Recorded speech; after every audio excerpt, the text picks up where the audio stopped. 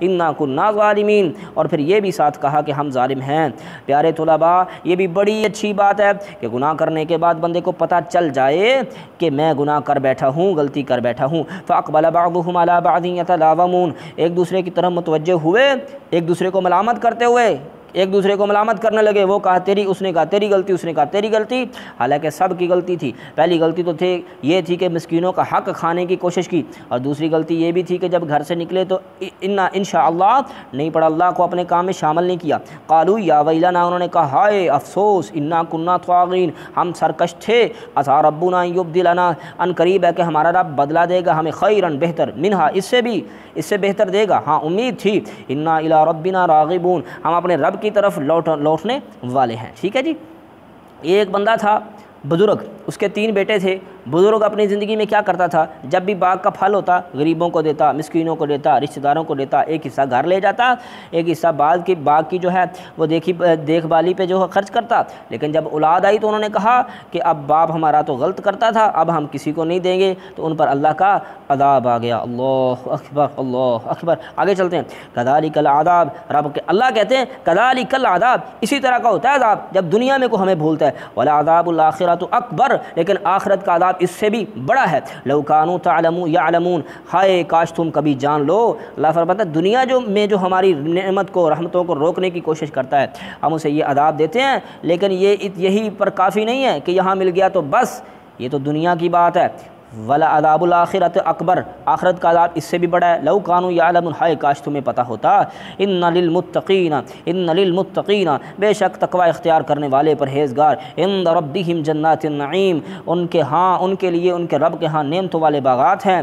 دنیا کے باغ کے ساتھ جو محبت نہیں کرتے، اللہ آخرت میں انہیں بہترین باغ عطا فرماتا ہے۔ افنجعل المسلمین کالمجرمین، رب کہتا ہے کیا ہم بنا دیں گے مسلمانوں کو مجرموں کی طرح؟ اللہ اکبر۔ یعنی اللہ فرماتا ہے جو فرما بردار لوگ ہیں، کیا ان کے بھی حساب و کتاب اور ان کا بھی بدلہ ہی کیا ویسے ہی ہوگا جیسے مجرموں کا؟ نہیں نہیں نہیں نہیں نہیں، بلکہ مسلمانوں کو، فرما برداروں کو ہم وہ کچھ دیں گے کہ مجرموں کو ان چیزوں کا علم بھی نہیں ہوگا اور علم بھی نہیں ہے۔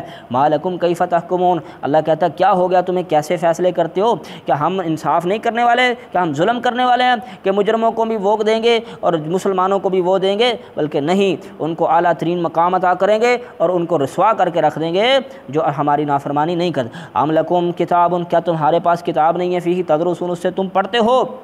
ان لکم فیہ لما تخیرون، اور ان لکم بے شک تمہارے لیے فیہ اس جنت میں لما تخیرون وہ کچھ ہوگا جو تم پسند کرو گے۔ ام لکم ایمان علینا بالغہ، کیا ہے تمہارے لیے ایمان قسم علینا ہم پر، بالغۃ الی یوم القیامہ جو قیامت کے دن ہم تک پہنچے گی۔ کیا مطلب؟ اس آیت کا مطلب سمجھیں۔ اللہ فرماتے ہیں یہ جو تم بڑے بڑے دعوے کرتے ہو کہ انشاءاللہ جنت مل کے ہی رہے گی، انشاءاللہ جنت ساڈی ہے، ساڈے پیو دی ہے، اللہ فرماتے ہیں کیا کوئی قسم ہے اللہ کی؟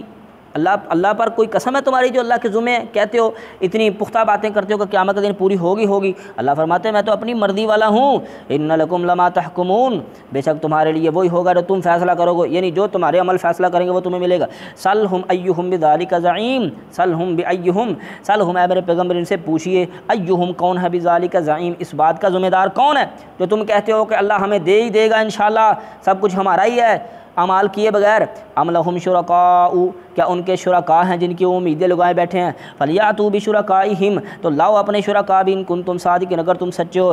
اللہ کہتے ہیں اگر اعمال نہ کرو گے، ہماری فرما برداری نہ کرو گے تو تمہارے شرکاء بھی کسی کام کے نہیں ہوں گے۔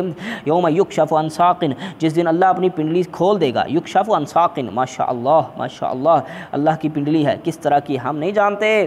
ہماری عقل دانی، ہماری سوچ دانی، ہمارا علم، ہمارا فہم ایسے ہے جیسے ایک کنویں میں ڈڈو ہوتا ہے، اس کو اپنے ہی پانی کا پتہ ہوتا ہے۔ ہمارا بھی علم اس کے بارے میں کچھ نہیں کہہ سکتا، بس یہ ماننا ضروری ہے کہ اللہ کی پنڈلی ہے ضرور، لیکن اس کی کیا شان ہے، اس کی کیا لائق ہے، یہ ہمیں نہیں پتہ، یہ اللہ خود جانتا ہے۔ کما یلیق بشانہ، جس طرح اسی شان کے لائق ہے، لیکن اس بات کو ماننا پڑے گا۔ یوم یکشف عن ساق ویدعون الی السجود، اللہ اپنے پیشانی سے، اپنی جناب پنڈلی سے کپڑا ہٹائے گا اور بلایا جائے گا لوگوں کو الی السجود کہ آؤ سجدہ کرو۔ فلا یستطیعون، وہ سجدہ سجدے کی طاقت نہیں رکھتے ہوں گے، نہیں کر سکیں گے۔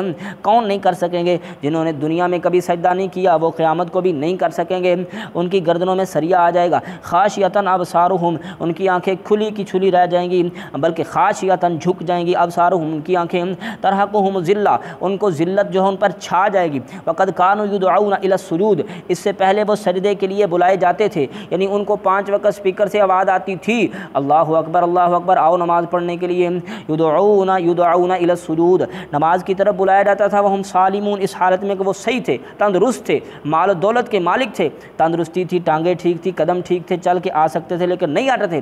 فذرنی ومن، لیکن نہیں آتے تھے، اس کی وجہ سے آج قیامت کے دن بھی سجدہ نہیں کر سکیں گے۔ جو سجدہ نہیں کر سکیں گے قیامت کے دن سمجھو وہ ذلیل ہو گئے۔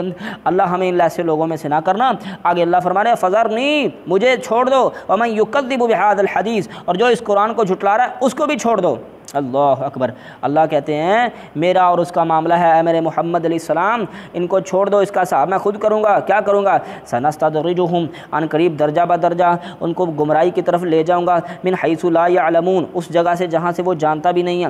یعنی جو ایک مرتبہ اللہ کی ہدایت کو جھٹلاتا ہے خود اللہ پھر اس کے سینے پر مہر لگا دیتا ہے، اس کے اندر پھر ہدایت کی بات جاتی نہیں ہے۔ واملی لہم ان کیدی متین، اور انہیں مہلت دے رہا ہوں۔ واملی لہم، اللہ فرماتے ہیں میں مہلت دے رہا ہوں، ان کیدی متین، میری پکڑ بڑی مضبوط ہے۔ ام تسألہم اجرا، کیا آپ نے ان سے کوئی اجر کا سوال کر لیا؟ اللہ اکبر، آپ کیا ان سے کوئی اجر مانگتے ہیں؟ آپ ان سے کوئی پیسے مانگتے ہیں اپنی تبلیغ کے بدلے میں؟ فہم من مغرم مثقلون، کہ وہ اتنی بڑی تاوان کے نیچے دب چکے ہیں، یعنی وہ آپ کی بات کو نہیں مان رہے، کہتے ہیں کہ محمد صلی اللہ علیہ وسلم آپ نے ہم سے بہت پیسہ مانگ لیا، ہم کیسے ادا کریں؟ اللہ فرماتے ہیں نہیں آپ تو ان سے کچھ مانگتے نہیں ہیں۔ ام عندہم الغیب، یا ان کے پاس کوئی غیب کی بات ہے، فہم یکتبون، وہ لکھتے ہیں۔ فاصبر لحکم ربک، اے محمد صلی اللہ علیہ وسلم آپ صبر کیجیے اپنے رب کی حکم کا، ٹھیک ہے، اپنے رب کے حکم کے ساتھ صبر کیجیے، یعنی جتنی پریشانیاں یہ آپ کو منصب رسالت کے فرائض کی ادائیگی میں جتنی پریشانیاں آتی ہیں اس پر کیا کیجیے؟ صبر کیجیے۔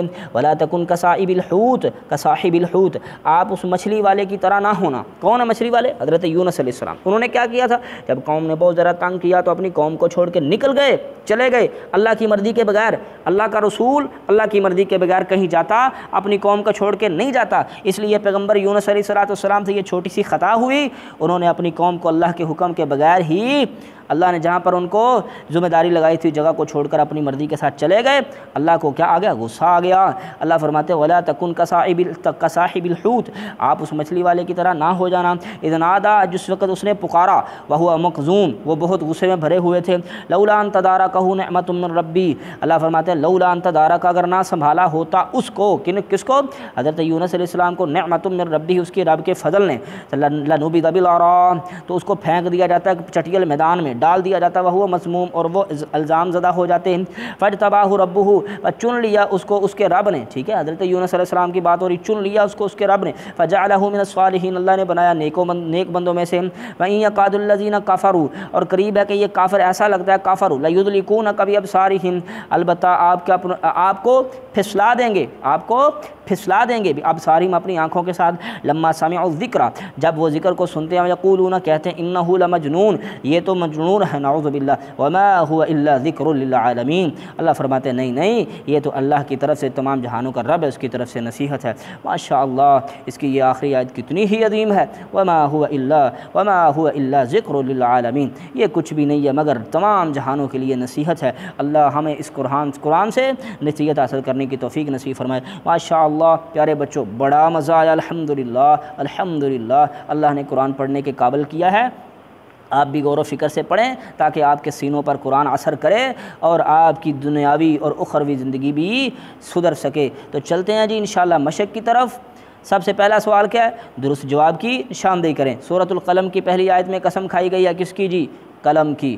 سورۃ القلم کی کے مطابق نعمت چھین لی جاتی ہے فضول خرچی سے، سستی کی وجہ سے، کنجوسی کی وجہ سے، ٹھیک ہے جی۔ آئیے تیسرے والا، کسی بھی کام کا ارادہ کرتے ہوئے کہنا چاہیے، کیا کہنا چاہیے؟ انشاءاللہ۔ انشاءاللہ کا مطلب ہے اگر اللہ چاہے گا تو یہ کام ہوگا۔ سورۃ القلم میں واقعہ بیان کیا گیا ہے باغ والوں کا، نمبر 2 پہ۔ سورۃ القلم میں نبی کریم صلی اللہ علیہ وسلم کو تلقین فرمائی گئی ہے صبر کی، نمبر 1 پہ، ٹھیک ہے۔ آگے چلتے ہیں جی، اگلا سوال ہے مختصر جواب دیجئے، سورۃ القلم کو یہ نام کیوں دیا گیا ہے؟ سورۃ القلم کے سب سے پہلے ہی لفظ لفظ میں قلم کی قسم اٹھائی گئی ہے، اس وجہ سے اس سورت کو نام ہی سورہ قلم دے دیا گیا ہے۔ سورۃ القلم کا مرکزی مضمون کیا ہے؟ نبی علیہ الصلوۃ والسلام کی رسالت اور اس کو نہ ماننے والوں کا برا انجام۔ سورۃ القلم کے علمی اور عملی نکات تحریر کریں۔ ایک تو اس میں علمی اور عملی نکات یہ ہے کہ نبی علیہ الصلوۃ والسلام اخلاق عظیم کے اعلیٰ منصب پر فائز ہیں، اور دوسرا یہ ہے کہ جو نبی رحمت علیہ الصلوۃ والسلام کی دعوت کو جھٹلائے گا وہ ذلیل ہے، وہ خوار ہے، اس کی نہ آخرت سدھرے گی نہ دنیا سدھرے گی۔ ٹھیک ہے جی، بہت زیادہ علمی اور عملی نکات ہیں۔ ٹھیک ہے جی، علمی اور عملی نکات بہت زیادہ ہیں۔ سورۃ قلم کا ملکی مضمون بھی کر لیا، علمی اور عملی نکات بھی کر لیے۔ اب سورۃ قلم میں حضرت محمد صلی اللہ علیہ وسلم کے اخلاق کے بارے میں کیا فرمایا؟ اللہ فرماتے ہیں وَإِنَّكَ لَعَلَىٰ خُلُقٍ عَظِيمٍ، اے میرے محمد صلی اللہ علیہ وسلم آپ خلق عظیم کے عظیم منصب پر فائز ہیں۔ سورۃ قلم کے آخر میں کیا بیان کیا گیا؟ سورۃ القلم کے آخر میں اب جلدی سے سورت دیکھتے ہیں جی، آخر میں کیا بیان کیا گیا؟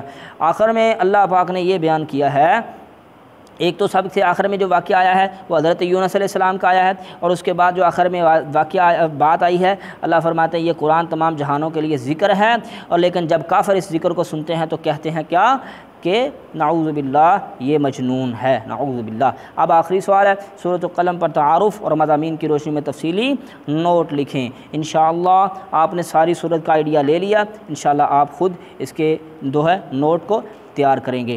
آج ہم نے سورہ قلم پڑھی، سبق ہوا ختم، آئندہ ملیں گے نئے سبق میں، تب تک کے لیے اللہ حافظ۔